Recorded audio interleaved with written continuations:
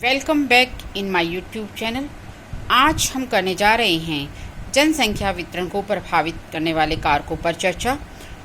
जैसा कि विश्व में मानचित्र पर देखने से हमें पता चलता है कि विश्व के बहुत सारे क्षेत्र तो जनसंख्या से सघन बसे हुए हैं, जबकि कुछ क्षेत्र जनसंख्या विहीन हैं। इन सबको प्रभावित करने वाले अनेक कारक हैं, जिनका हमने वर्णन इस प्रकार से किया है। पहले कारक हैं भौतिक कारक। भौतिक कारकों में भी सबसे प्रथम स्थान पर है जल की उपलब्धता। हमारे जीवन का मूलभूत आवश्यकता में जल बहुत ही महत्वपूर्ण भूमिका निभाता है। प्राचीन समय में भी लोगों ने उन क्षेत्रों में बसने को प्राथमिकता दी है जहां पर उन्हें जल आसानी से प्राप्त हुआ। जल का उपयोग न केवल दैनिक आवश्यकताओं के लिए बल्कि हमारी आर्थिक क्रियाओं के लिए भी महत्वपूर्ण है। विश्व की जितने भी प्राचीन समय की सभ्यताएं हैं वो नदी घाटियों में ही पनपी थी। दूसरा महत्वपूर्ण कारक है भू आकृति, यानी किसी क्षेत्र की भू आकृति, स्थलाकृति किस प्रकार की है। पर्वत है, पठार है या मैदान है। पर्वत, पठार, मैदान अलग अलग तरीके से मनुष्य के जीवन में आर्थिक उन्नति को प्रभावित करते हैं।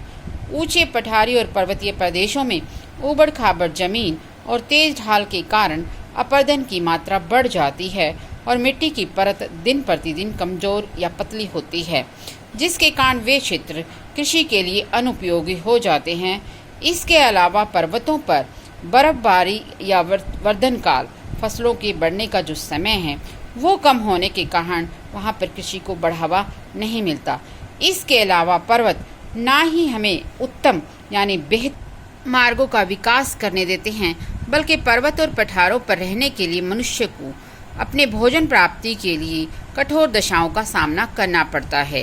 यही कारण है विश्व के महान पर्वतमालाएं, चाहे हिमालय, एंडीज या रॉकीज हों, जनसंख्या विहीन क्षेत्र हैं, जबकि दूसरी तरफ विश्व के गंगा का मैदान हो या चीन का मैदान हो, वहाँ पर उद्योगों में परिवहन की अनुकूल दिशाओं के कारण सघन बसाव पाया जाता है।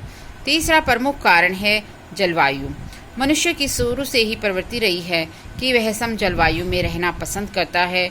ना बहुत ज़्यादा गर्म इलाकों में वह पसंद करता है, ना ही अत्यधिक ठंडे इलाकों में वह रहना पसंद करता है। विश्व के अत्यधिक ठंडे, चाहे वे ध्रुवीय प्रदेश हों या सहारा, कालाहारी, एटाकामा जैसे मरुस्थल हैं, वे जनसंख्या विहीन पाए गए हैं, जबकि भूमध्य सागर के जलवायु वाले प्रदेश जनसंख्या से सघन बसे हुए हैं। फोर्थ पॉइंट है हमारा मृदा।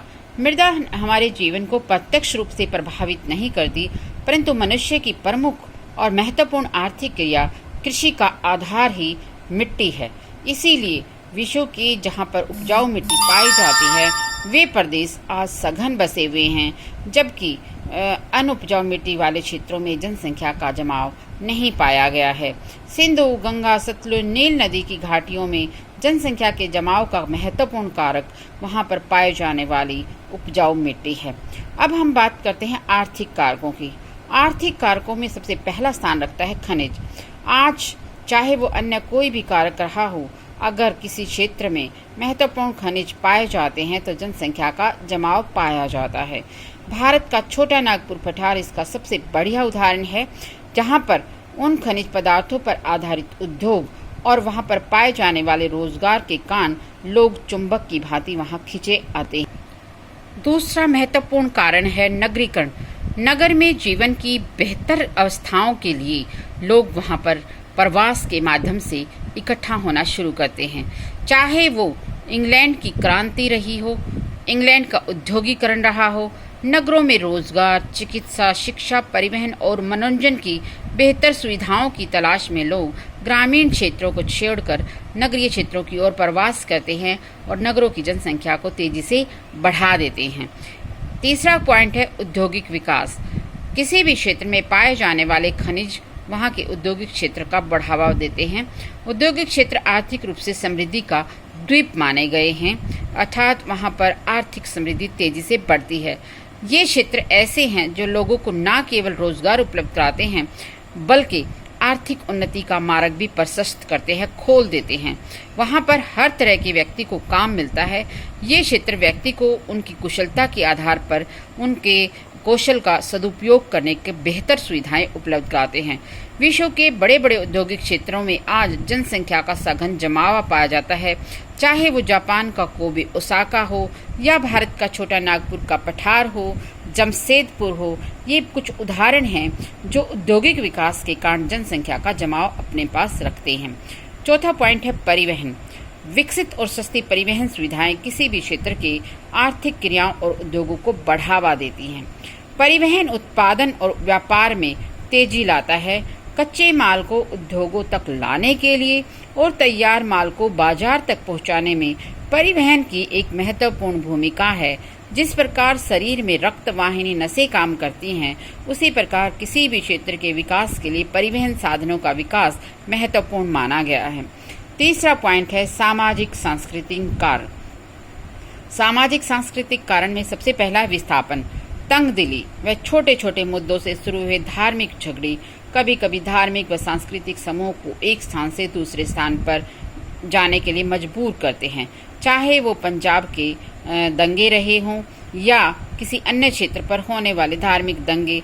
सन 1947 भारत पाकिस्तान का विभाजन इसका सबसे बढ़िया उदाहरण है, जिसमें लाखों लोग पाकिस्तान से भारत में माइग्रेट हुए थे, इस क्षेत्र में आकर बसे थे।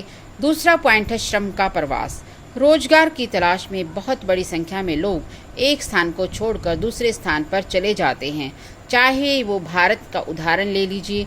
बिहार से आने वाले कृषक मजदूर हरियाणा पंजाब में जनसंख्या को बढ़ावा देते हैं। इसी प्रकार अंग्रेजों के समय में मॉरिशस और फिजी जैसे क्षेत्रों में अंग्रेजों के द्वारा लिया गया श्रम सैकड़ों वर्षों पहले वहां पर जाकर पहुंचा था और आज वहां पर जनसंख्या का जमाव देखने को मिलता है, जबकि वे द्वीप किसी समय जनसंख्या विहीन थे। आज भी लाखों युवा काम की तलाश में दूसरे क्षेत्रों में जाते हैं और उस क्षेत्र की जनसंख्या को बढ़ा देते हैं। चौथा मेन पॉइंट है राजनीतिक कारण।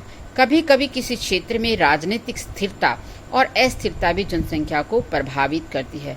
इसके अलावा किसी क्षेत्र की राजनीतिक नीतियां बनाने और सरकारों के द्वारा निर्धारित मापदंडों के अनुसार जनसंख्या को बढ़ावा या कमी देखने को मिलती है। इसका सबसे बेहतर उदाहरण हमें रूस का साइबेरिया क्षेत्र, जो जनसंख्या के मामले में विहीन था, परंतु संसाधनों से परिपूर्ण होने के कारण उस क्षेत्र के विकास के लिए सरकार ने वहां पर बच्चों को अधिक से अधिक जन्म लेने के लिए माता पिता को प्रोत्साहित किया और विभिन्न पुरस्कारों से सम्मानित किया। जबकि दूसरी तरफ भारत और चीन के लिए जनसंख्या एक समस्या है। यहाँ पर जनसंख्या नियंत्रण के लिए कठोर कानून बनाए जा रहे हैं। धन्यवाद।